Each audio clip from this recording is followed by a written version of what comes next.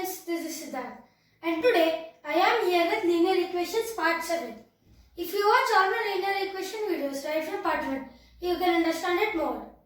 Today we are going to deal about introduction to coordinate geometry. Any object that has two dimensions, length and breadth, is called a plane. Even this graph sheet has two dimensions, length and breadth. This is also called as a plane. And in specific, this graph sheet, any graph sheet is called as a coordinate plane.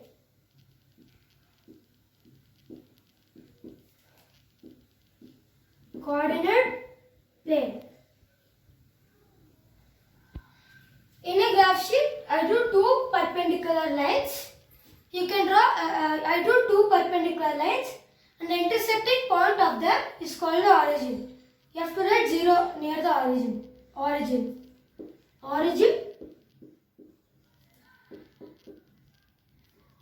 Near that you have to write 0.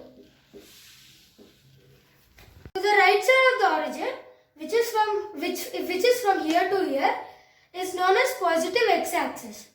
It is represented by x, so we write positive numbers. In the same way, to the left of the origin, which is from here to here, it is known as negative x-axis.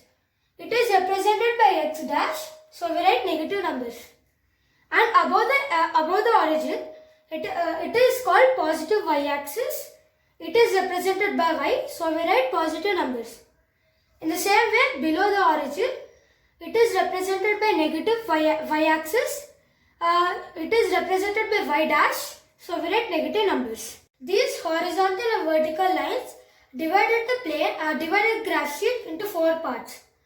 1, 2, 3 and 4. The first part is called quadrant 1 or Q1. The second part is called quadrant 2 or Q2. The third part is called quadrant 3 or Q3. And the fourth part is called quadrant 4 or Q4. Every plane has infinite number of points on it. Even a graph paper has infinite number of points on it. Every point on a graph paper is represented by an ordered pair, which is x, y. I am repeating, x, y should be called as an ordered pair, where x is x coordinate and y is y coordinate. Let us try one example. Let us plot 2, 3. I will show you how to plot the points on the graph. First, we have to write down 2 is x and 3 is y. Now we have to identify 2 on the x-axis. Here we have 2 is x on the x-axis. So we have to draw a line through it, passing through it. So I have drawn a line. Now we have to identify 3 on the y-axis.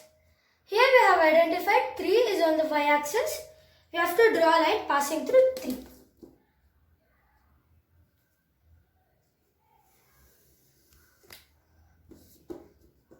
So I have drawn a line passing through 3. Now this is the common point, which is represented as 2, 3. Here 2, 3 lies in quadrant 1. Now let us plot the point on the graph. First we have to write x and y. Minus 2 as x and 3 as y. Now we have to search for minus 2 on the x-axis. We have found minus 2 on the x-axis, so we draw a line passing through it. I have drawn a line. So now you have to search for 3, which is on the y-axis. Here we have found 3 on the y-axis, so we draw a line passing through it.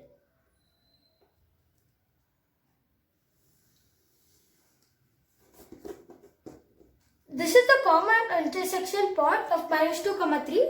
So we label it as minus 2 and this point lies in quadrant 2. So we write quadrant 2.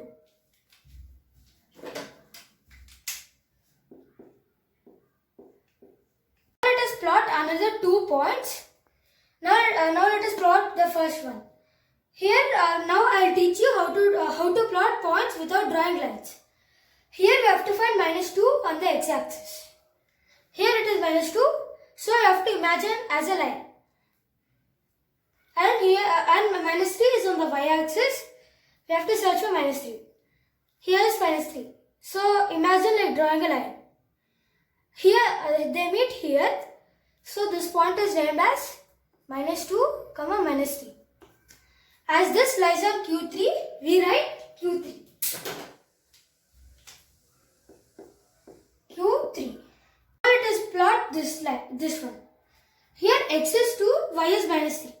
X is 2, y is minus 3. Here they meet. This point is named as 2, minus 3.